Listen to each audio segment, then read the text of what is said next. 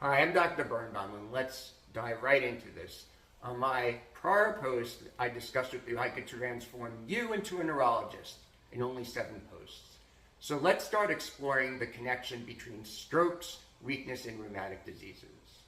So when you have a stroke affecting the left side of your brain, are you more likely to have weakness affecting the left side or the right side?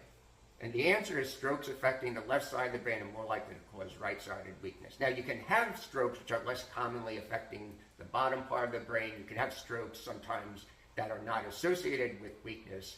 But generally, strokes on one side cause weakness on the other side. Now, once you've been diagnosed with strokes, or you make the diagnosis of a stroke, it's important to have certain tests. So it's important to look at whether there's any injury to the heart valve. So this test is done by performing an echocardiogram. So one cause of injury is due to infections. And this infection is called endocarditis.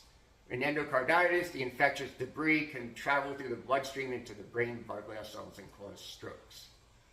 Another cause of injury to the heart valves is due to a condition called antiphospholipid syndrome. So what happens here is you have autoimmune debris that includes antibodies. These are called antiphospholipid antibodies. They travel to the brain. And when this happens, these antiphospholipid antibodies can promote strokes and is treated by blood thinners. So there you have it.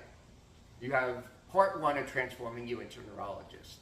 Strokes that affect the left side of the brain can cause right-sided weakness. You could have endocarditis causing strokes, which require antibiotics and other treatments. And you could have strokes due to a condition called antiphospholipid syndrome, which require blood thinners. So hopefully this has helped.